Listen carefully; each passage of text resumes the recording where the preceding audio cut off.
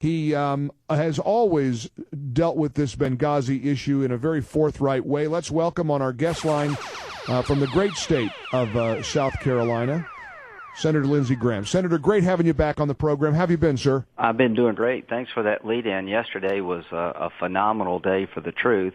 Trey Gowdy from South Carolina did a terrific job. He sure did. David's Isa.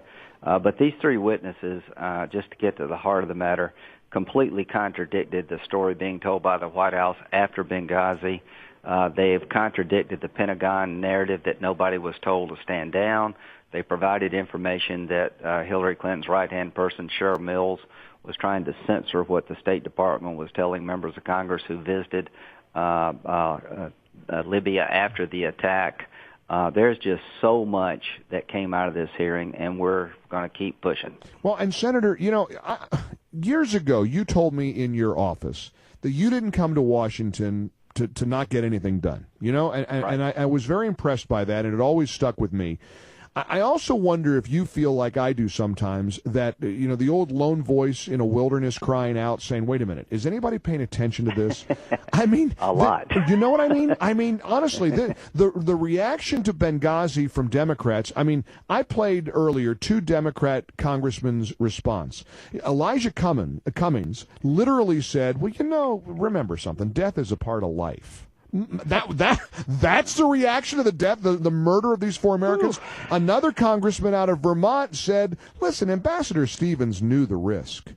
These are the kinds of things they're saying, I think, in an effort to minimize what I believe is a scandal of Watergate-like proportions. Well, let's get to the heart of the matter. Those who serve us in harm's way do so as volunteers on the State Department, CIA, and Department of Defense.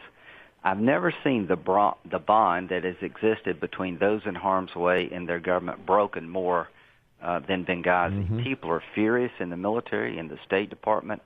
And if you're going to put people out into the wilderness in places like Benghazi and Libya and do the bidding of the American people, they've got to believe, one, you won't lie about what happened to them, and two, you will help them when they need your help, and you will listen to them when they tell you something. All of those things have been destroyed from Benghazi. What's my goal is to let people know what happened, hold those accountable who let it become a death trap, who did not provide aid when they could, and who lied about what happened, and to make sure that the next group who finds themselves in harm's way believes the system responded. To my Democratic friends, you should want to know why the administration blamed a video and a riot that never existed as much as I do. You should want people to believe who serve our nation that they're going to be better protected the next time they're hit by Al Qaeda. Why don't they? Why don't they, Senator Graham? Because they're worried, I think, obsessively, and we do that at times. The reason I took on Abu Ghraib is not. Listen, I've been a military lawyer for 30 years. It wasn't a few bad MPs in that prison. The system got overwhelmed because we had Iraq wrong. It wasn't a few dead enders. We didn't have enough troops. And when I spoke truth to power to the Bush years, I was a patriot. At the end of the day, when I said that we don't have enough troops, no matter what you're being told, it's not working in Iraq, Abu Ghraib was system failure. Mm-hmm. Well, Benghazi is system failure before, during, and after. And it's tempting to rally around your partisan flag, but the people who are in harm's way, those in the military, those in the State Department, have had the morale hurt by this. Did you see the emotion coming out? These are professionals. Greg Hicks has been in the State Department for 22 years. He's the heart and soul of the State Department, a very nice fella who just loves this job. Could you see how it pained him to be there, and the heartbreak of having his friend Chris Stevens abandoned? That's right, exactly. And that heartbreak, I kept aching for him and listening to the pain in his voice and the tears. And I'm sorry, I had to put that against the backdrop of a press secretary the other day who said Benghazi was a long time ago. Well, let me tell you, in the minds of who lived through it, it's yesterday. And those who are in harm's way, it's a defining moment. Right. My goal is to make sure that this administration pays a price for allowing it to become a death trap and misleading the American public, and that we correct the failures that led to Benghazi. And the only way you correct the failures is to understand the truth and they have been shielding the American public from the truth 7 weeks before an election. This was politically inspired manipulation, trying to keep the storyline, bin Laden's dead, al-Qaeda's on the run. Benghazi destroyed that storyline. Susan Rice, Secretary Clinton, and the president themselves were selling misleading information. Senator Graham, you mentioned pay the price. If the facts are revealed and if it's confirmed that this is as we fear it is, that this administration and indeed the State Department deliberately lied to the world about what happened in Benghazi, what caused it, what precipitated, and all of that, what would that price be? Well, I want the people who ignored the security request, repeated request to upgrade security, to be held accountable as if you were in the military. I want the people who are responsible for changing the narrative from a terrorist attack to a riot spawned by video to be identified and be held accountable in terms of their present job and future job opportunities. And when it comes to during the attack, I want to re-interview the senior leadership of our military, because we now have a special operator in the shadows on Fox News saying there was a C-130 available in Croatia.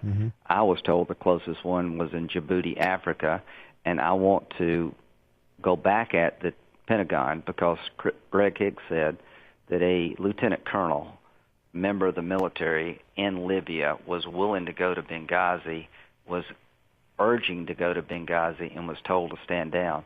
That directly contradicts what I was told by the highest level of our military, and I want to get to the truth and hold people accountable. But the main thing is to show President Obama your foreign policy is failing. Libya is a case study in what happens when you lead from behind, outsourcing to a non-existent government, trying not to be Bush to a fault.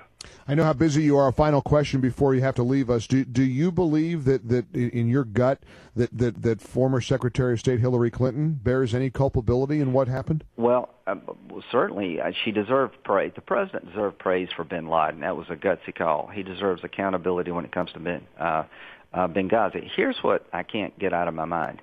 On September the 14th, 3 days after the attack, the bodies are coming back to America, to Andrews Air Force Base, I believe.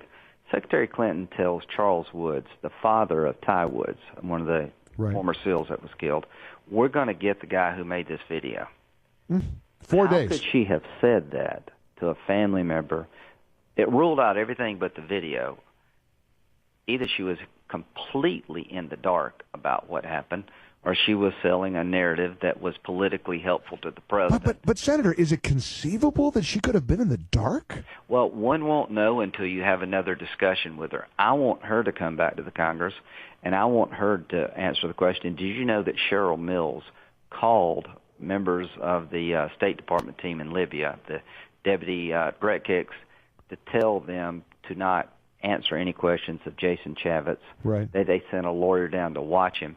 Did you know all that? Did you know that your State Department spokesman looked at the first edition of the talking points where they named al-Qaeda, al-Nusra, as being responsible for the attack, and that she said, we can't put that out. Congress will jump on us for not having adequate security. Wow. She needs to answer these questions, and the president needs to answer the question why he told the American public for 2 straight weeks we think this was caused by a hateful video.